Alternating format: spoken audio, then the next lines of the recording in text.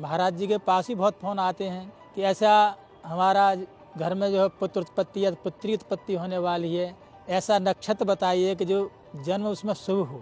तो ये सब पूछना निषेध है। ये ईश्वर के कृति में, ईश्वर के संविधान में, धर्म के संविधान में नक्षत्र आदि मुहूर्त आदि पूछ करके बच्चे को जन्म दिलवाना, वो भी हॉस्पिटल में।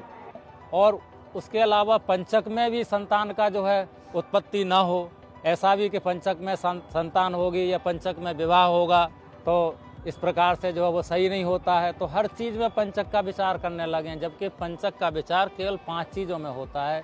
महाराज जी के पास ही बहुत फ़ोन आते हैं कि ऐसा हमारा घर में जो है पुत्र उत्पत्ति या पुत्री उत्पत्ति होने वाली है, ऐसा नक्षत्र बताइए कि जो जन्म उसमें शुभ हो। कुछ दिन पहले ही जो है दिल्ली से फ़ोन आया कि ऐसे डॉक्टर साहब ने 5 दिन के अंदर ये कहा कि 5 दिन के अंदर हमें जो ऑपरेशन करके ये बच्चा को उत्पन्न करना होगा।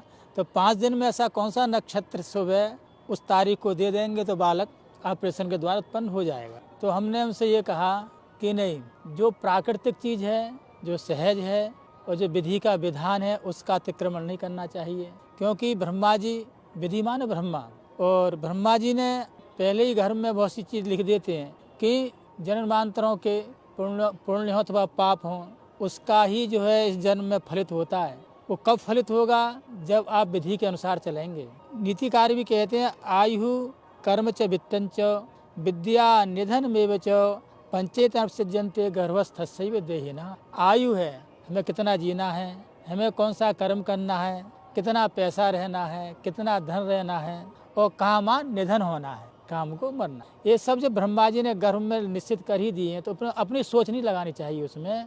यदि उस विधि भगवान उसकी सोच का अतिक्रमण करोगे, उस विधि का अतिक्रमण करोगे, तो ज्योतिषी फलित नहीं होने होगी। क्योंकि हमने देखा है कि पहले ही जो है उस पर लिखा रहता है श्लोक। अब तो लोग कंप्यूटर से बनाने लगे ना। हमारे पिताजी बहुत देवज्ञ थे, महाराज जी तो जानते ही हैं। सिला हुआ वस्त्र नहीं पहरा, 14 वर्ष उन्होंने जो कभी भी अग्नि का शिखा नहीं खाया, 2.5 वर्ष काशी फल सरे, वर्षों दूर से ही रहे। उन्हें सब ग्रंथ कंठ थे उनके लिए। तो उसमें पहले ही था कि आपके शास्त्र अनुसार जीवन रहेगा तो ज्योतिष वेदांग है तो फलित होगा।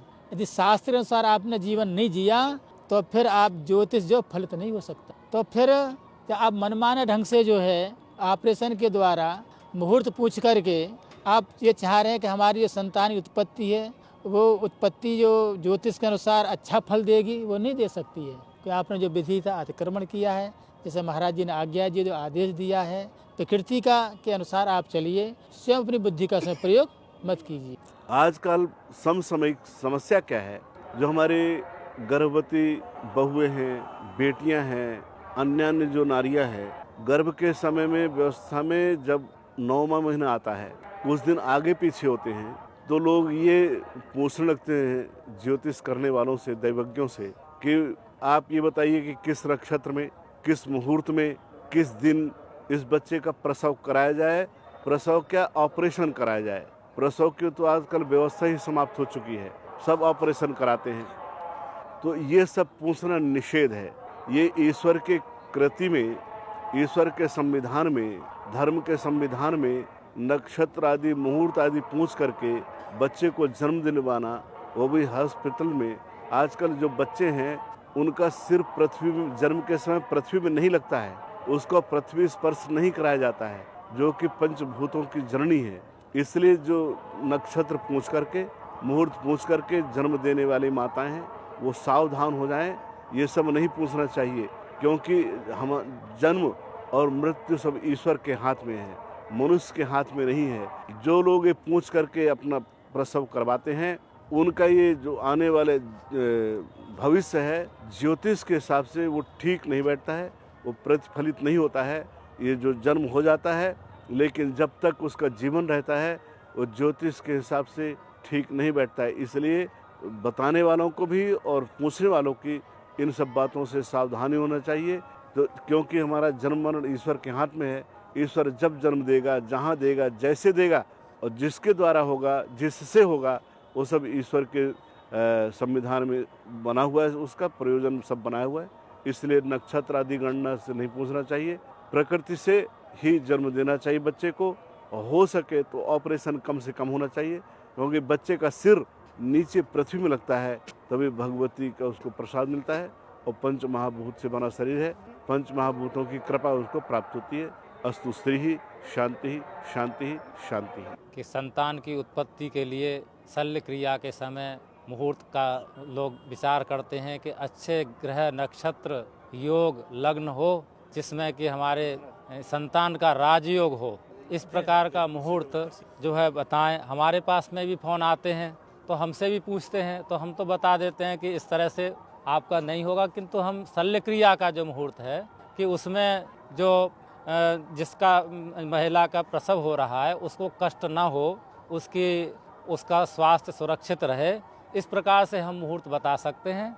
किंतु आप कहें कि अच्छे लग्न मुहूर्त जिससे कि राजयोग हो, ऐसी स्थिति में 10 दिन के अंदर 15 दिन के अंदर मुहूर्त दे दें, इस तरह से इतनी तारीख से इतनी तारीख तक डेट दी है, तो हम लोग कहते हैं कि इसका जो है प्रकृति के विरुद्ध हम ये मुहूर्त नहीं दे सकते। हाँ, आपका प्रसव सुरक्षित हो, शल्य क्रिया से ही आवश्यक हो गया, अपरिहार्य के शल्य क्रिया से ही होना है, तो उसका आपका मुहूर्त दे देंगे।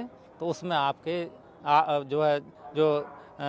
क्या नाम है जिसको जच्चा बच्चा बोलते हैं, उसमें किसी को कष्ट नहीं होगा। तो ऐसा ही हम बोलते हैं। तो अभी तक यही हुआ है कि वो अभी तक सब सुरक्षित हैं। ऐसा नहीं हुआ कि प्रसव के समय ही संतान उत्पत्ति हुई या जो प्रसूता है उसका निधन हो गया या बच्चे का निधन हो गया, ऐसी घटनाएं नहीं। उसको तो हम मुहूर्त के द्वारा देख सकते हैं। किंतु अच्छे राजयोग में हो, 10 दिन के अंदर हो जाए, 15 दिन के अंदर हो जाए, वो कहते हैं महीने भर के भी अंदर हो जाए, किंतु आप ऐसा मुहूर्त बताएं, हम उसी हिसाब से करेंगे। तो कुछ लोग और जो वैसे ज्योतिषी हैं उनसे पूछ लेते हैं, तो वो 15 दिन पहले 20 दिन पहले मुहूर्त बता देते हैं। फिर उसको ऑक्सीजन में रखते हैं और कि ये 15 दिन रहेगा, घंटे के हिसाब से वहाँ चार्ज होता है, और फिर उसको जो है बाहर लाते हैं। और उसका शुरू में ही इतना कमज़ोर हो जाता है बालक, मानसिक रूप से शारीरिक रूप से, कि वो पूरे यावत जीवन उसमें चेतना पूर्णतया सशक्त नहीं होती है। तो इस प्रकार से ऐसी जो भ्रांतियां हैं कि इस तरह से जो है हम प्रकृति के अनुसार ना करके और अपना मुहूर्त करके ज्योतिष का भी उसमें प्रयोग प्रकृति के विरोध में करते हैं। जो बताने वाले हैं, जो पूछने वाले हैं, उनको इससे बचना चाहिए। ऐसा शास्त्र सम्मत सिद्धांत महाराज जी ने प्रतिपादित किया।